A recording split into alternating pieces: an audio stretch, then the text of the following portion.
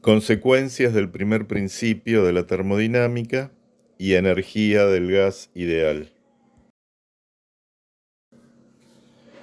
Ahora podemos demostrar que el flujo de calor, cuando un sistema evoluciona desde un estado inicial hasta otro final, depende de la transformación seguida entre esos dos estados. Si consideramos dos estados, inicial y final, y dos transformaciones diferentes, por ejemplo la 1 y la 2, ilustradas en la figura, para ambas transformaciones el cambio de energía interna del sistema es el mismo. Por lo tanto, en cada transformación, la diferencia calor menos trabajo debe valer lo mismo. Eso implica que la diferencia de calores entre ambas transformaciones tiene que ser igual a la diferencia de los trabajos. Como ya habíamos visto, para la transformación 1 y 2, los trabajos son diferentes porque no es igual el área bajo la curva. Por lo tanto, la diferencia de los calores no es nula. Si consideramos dos estados infinitamente próximos entre sí, es decir, que sus variables de estado difieren en cantidades infinitesimales, podemos escribir la expresión matemática del primer principio en forma diferencial. El diferencial de U es igual a la cantidad, o el diferencial de energía interna, es igual a la cantidad infinitesimal de calor menos la cantidad infinitesimal de trabajo entre esos dos estados. Obsérvese que el diferencial de energía interna se suele simbolizar con la letra D minúscula ordinaria de las cantidades diferenciales. En cambio, para las cantidades infinitesimales de calor y de trabajo se suele usar un símbolo diferente. Esto se hace así para recordar que mientras la energía interna depende solamente del estado del sistema y no de ningún proceso por el cual se ha alcanzado ese estado, o que la diferencia de energía entre dos estados es independiente del proceso seguido entre esos dos estados, las cantidades de calor o de trabajo intercambiadas cuando se va de un estado a otro sí dependen del proceso seguido en particular.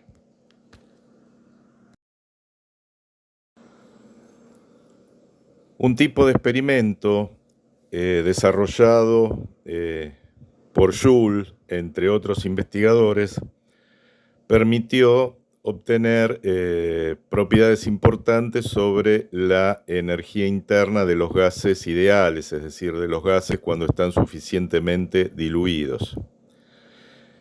Para una cierta cantidad de gas ideal, su estado se puede definir a través de dos variables, como por ejemplo la temperatura y el volumen. En el experimento conocido como de expansión libre, hay un recipiente dividido en dos compartimientos. Inicialmente, en uno de esos compartimientos hay una cierta cantidad de gas y en el otro se realiza un vacío. El conjunto está envuelto en un límite adiabático y un termómetro permite controlar la temperatura del gas. En cierto momento se abre el paso que comunica a los dos compartimientos y se deja que el gas contenido en una de las recintos se expanda a la totalidad del recipiente. Como el gas se expande a una región donde había vacío, el gas, por empezar, no realiza trabajo. Para haber trabajo tiene que haber fuerza y desplazamiento. Pero al expandirse en una región donde hay vacío, el gas no tiene a quién hacerle fuerza. Puede ejercer fuerza sobre las paredes del recipiente, pero esas paredes son fijas y por lo tanto tampoco hay trabajo. Como todo está envuelto en un límite adiabático tampoco hay intercambio de calor. Por lo tanto, la energía de los estados inicial y final tiene que ser la misma. Cuando el gas está suficientemente diluido, es decir, que se observa el comportamiento ideal, la experiencia indica que tanto el estado inicial como el final comparten la misma temperatura, no se produce cambios en la temperatura del gas. Eso quiere decir que tenemos dos estados del gas con la misma temperatura y distinto volumen y la misma energía interna. Por lo tanto, la energía interna de un gas ideal es función solamente de su temperatura.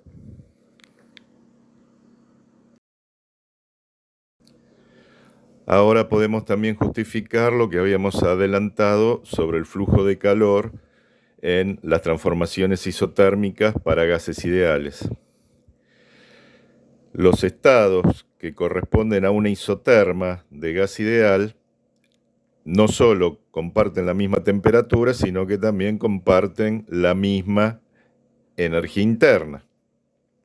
Por lo tanto, cuando el gas se transforma de un estado a otro a lo largo de una isoterma, no hay cambio en su energía interna.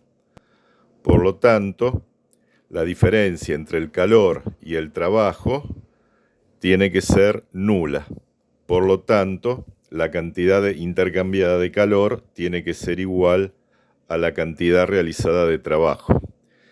Si el gas se expande, el trabajo es positivo y por lo tanto el calor es positivo en la misma cantidad, es decir, el sistema realiza trabajo al entorno, pero absorbiendo del entorno energía o la misma cantidad de energía en forma de calor. Si el gas se comprime, está recibiendo una cantidad de trabajo o de energía en forma de trabajo del entorno, pero entonces va a liberar al entorno o disipar hacia el entorno una cantidad igual de energía en forma de calor.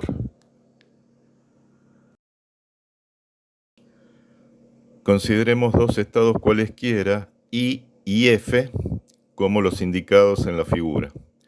La diferencia de energía interna entre ambos estados no depende de la transformación que eventualmente se use para llevar al sistema de un estado al otro. Siempre es posible seguir una transformación isotérmica a la temperatura del estado I hasta un estado B cuyo volumen es igual al del estado F. Luego se conectan los estados B y F mediante una transformación a volumen constante. Entonces, si el gas es ideal, como los estados I y B poseen la misma energía interna, la diferencia de energía entre los estados I y F es la misma diferencia de energía que entre los estados B y F. La diferencia de energía entre los estados B y F es igual al calor menos el trabajo en esa transformación. Pero en la transformación a volumen constante, el trabajo es nulo. Por lo tanto, resulta que la diferencia de energía interna entre los estados I y F se puede expresar como una cantidad de calor intercambiada a volumen constante entre las temperaturas de los estados I y F. En particular, si los estados I y F son infinitamente próximos, la diferencia o la cantidad diferencial de energía interna entre esos estados se puede expresar como una cantidad infinitesimal de calor a volumen constante, es decir, la cantidad de sustancia por el calor molar a volumen constante por el diferencial de temperatura entre los estados I y F.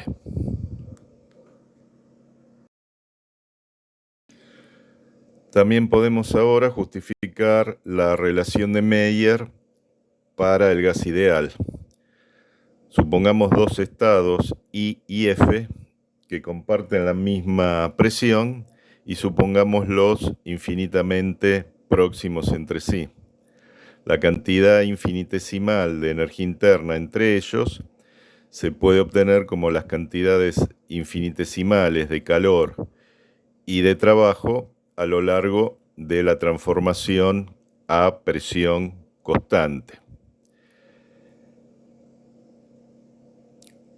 En esa transformación a presión constante, la cantidad de trabajo infinitesimal P diferencial de volumen, si el gas es ideal, se puede escribir como la cantidad de sustancia por la constante de los gases por el diferencial de temperatura entre esos dos estados.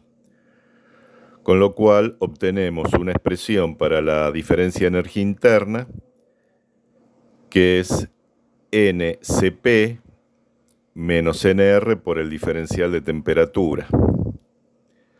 Por otro lado, el mismo diferencial de energía interna, por lo que vimos anteriormente, se puede escribir como una cantidad infinitesimal de calor a volumen constante, NCB diferencial T. Si igualamos las dos expresiones válidas, llegamos a la conclusión que la diferencia entre los calores molares a presión y volumen constante del gas ideal es igual a la constante de los gases.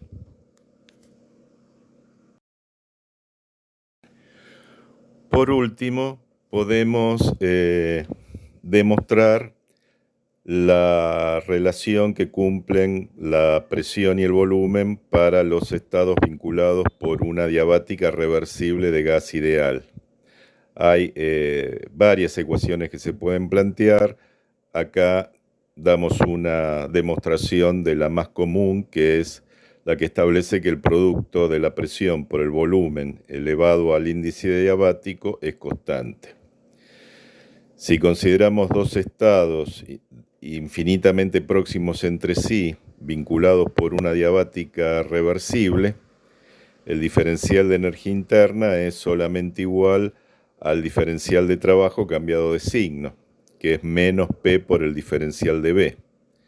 Por otro lado, por lo que vimos para el gas ideal, el diferencial de energía interna tiene que ser igual al diferencial de calor a volumen constante, NCB, calor molar, a volumen constante diferencial T, donde obtenemos una primera relación. Como el gas es ideal, tenemos la ecuación de estado que la podemos escribir en forma diferencial. Presión diferencial de volumen más volumen diferencial de presión es NR por el diferencial de temperatura. Estamos considerando una cantidad de gas fija constante. A partir de esta nueva relación y de la anterior, y usando la relación de Meyer, el calor molar a volumen constante más la constante de los gases es el calor a presión constante molar, obtenemos que el índice adiabático, definido como la relación de los calores a presión y volumen constante, multiplicado por el cambio relativo del volumen, es decir, diferencial de B sobre B, eso es igual a menos el cambio relativo en la presión, el diferencial de la presión sobre el valor de la presión. Si esa relación la integramos desde un estado con presión B sub 0, con presión P sub 0 y volumen B sub 0, hasta otro estado de presión P y volumen B, bueno, la integral de las presiones es directa, es menos el logaritmo de la relación de las presiones, y en la integral de volumen vamos a tener en cuenta que trabajamos en la zona en que los calores molares se pueden considerar independientes de la temperatura y por lo tanto también el índice adiabático. En ese caso, el índice adiabático lo podemos sacar de la integral y nos queda gamma por el logaritmo de la relación de volúmenes. Bueno, usando propiedades básicas del logaritmo, obtenemos que la presión por el volumen elevado al índice adiabático para los dos estados tienen que ser la misma.